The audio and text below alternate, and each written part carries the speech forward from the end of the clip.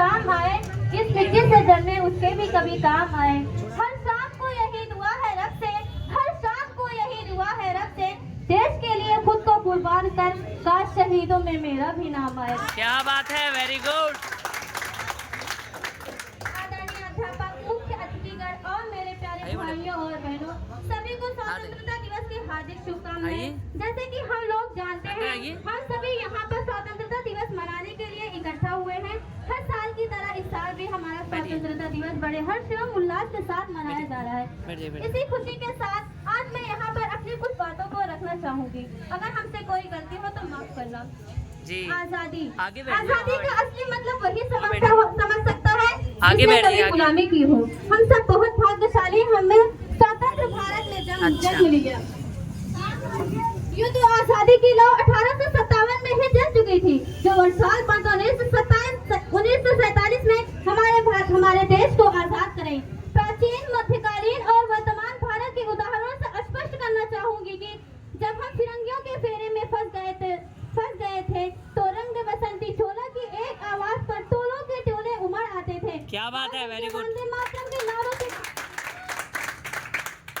और उनके वंदे मातरम के नारों से खून में आने वाला 5-5 डिग्री का तूफान अंग्रेजी शासकों के जड़ों में तूफान ला देता था।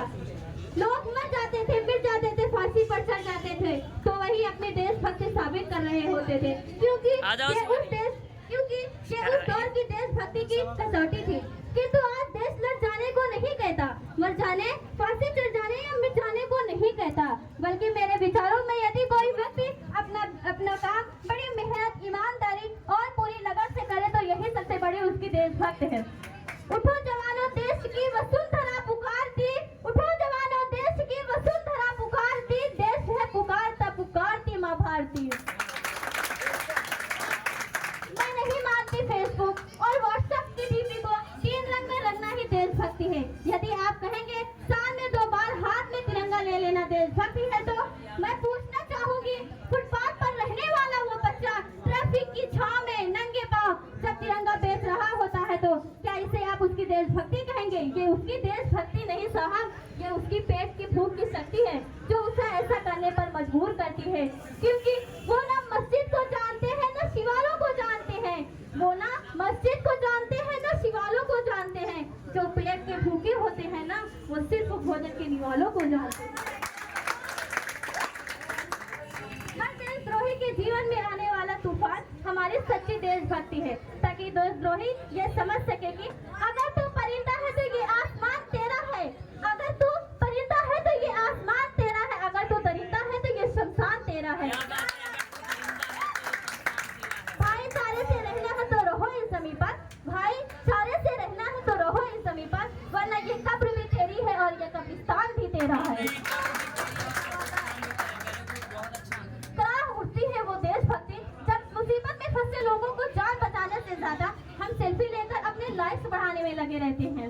आज इस दौर में जिनके ऊपर जिम्मेदारियां थी अपने देश, अपने समाज, अपने राष्ट्र के आशाओं को बांधे रखने की, आज वही युवक 4x4 इंच की छोटी सी स्क्रीन पर अपने कोमल उंगलियों से अपनी भावनाओं की इमोजी भेज रहा है।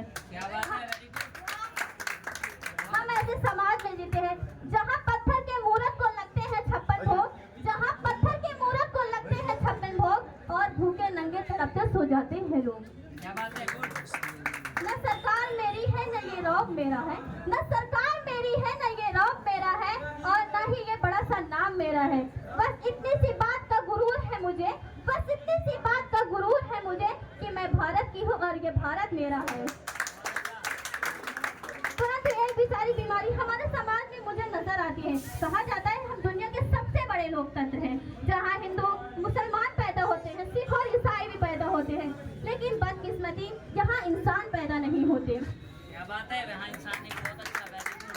और मेरे विचारों में न हिंदू की जरूरत है न मुसलमान की जरूरत है, न हिंदू की जरूरत है न मुसलमान की जरूरत है, राष्ट्र निर्माण के लिए केवल अच्छे इंसान की जरूरत है। जरा सोच कर देखिए, जरा सोच कर देखिए, पेड़ पौधे और शाखाएं भी परेशान हो जाए, जरा सोच कर देखिए, पेड़ पौधे और शाखाएं भी परेशान हो जाए, अगर परिंदे भी हिंदू और मुसलमान हो जाए। हमारी संस्कृति, हमारी सभ्यता को दुनिया ने शीश नवाया है, तो क्यों आज के नाम से हमने अंधविश्वास फैलाया है। हमारे विचारों में राष्ट्र निर्माण तब संभव होगा जब इस देश में महिलाओं की पूजा नहीं, उनकी इज्जत की जाएगी। राष्ट्र निर्माण तब संभव होगा जब स्वच्छता अभियान में केवल भारत सरकार ही नहीं बल्कि सड़क पर चलने वाला हर नागरिक हाथ बटाएगा। असल मायने में हमारा राष्ट्र निर्माण तब संभव होगा जब एक गरीब बच्चा भोजन के लिए नहीं बल्कि ज्ञान अर्जन के लिए सरकारी स्कूल की चौखट पर कदम रखेगा। हमें बड़ी बड़ी बातें नहीं छोटी छोटी कोशिशें करनी होगी कि हमें बड़ी बड़ी बातें नहीं छोटी छोटी कोशिशें करनी होगी, क्योंकि ठोकरें हमें पहाड़ों से नहीं पत्थरों से लगा करती हैं। Very good.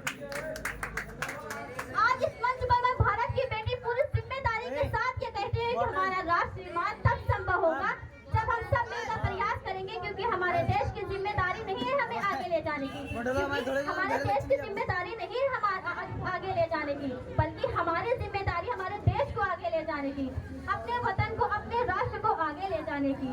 तो मैं अंत में यही कहना चाहूंगी, हमारा भारत महान था, महान है और महान रहेगा। Very good.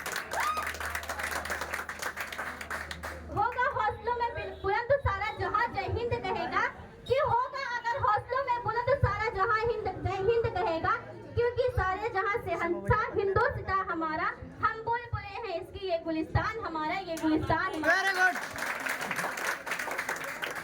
धन्यवाद। ओके जज़ाक।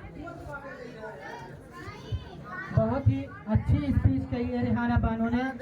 ये मानो तो स्पीच ही नहीं, ये आज की दुनिया का सच है, क्योंकि जब कोई भी ज़्यादातर अगर एक्सीडेंट होता है, लोग बचाने के बजाय, आज की दुनिया की बात करूँ तो वर्तमान समय की, बचाने की बजाय पहले वो सेल्फी या वीडियो बनाते हैं, तब जाके उसकी जान को बचाते हैं। अगर सोचो उसी वीडियो बनाते समय उसकी डेथ हो गई तो क्या होगा। यही सब भावनाएं जो रिहाना बानो अभी बताई वो दुनिया की हकीकत है, वो एक स्पीच ही नहीं, वो दुनिया की हकीकत है। ये जो डिजिटल इंडिया आ गया है ना, ये आने वाले समय में सभी के लिए बहुत ही डेंजर साबित हो सकता है। तो नेक्स्ट आने वाली है राजश्री गुप्ता।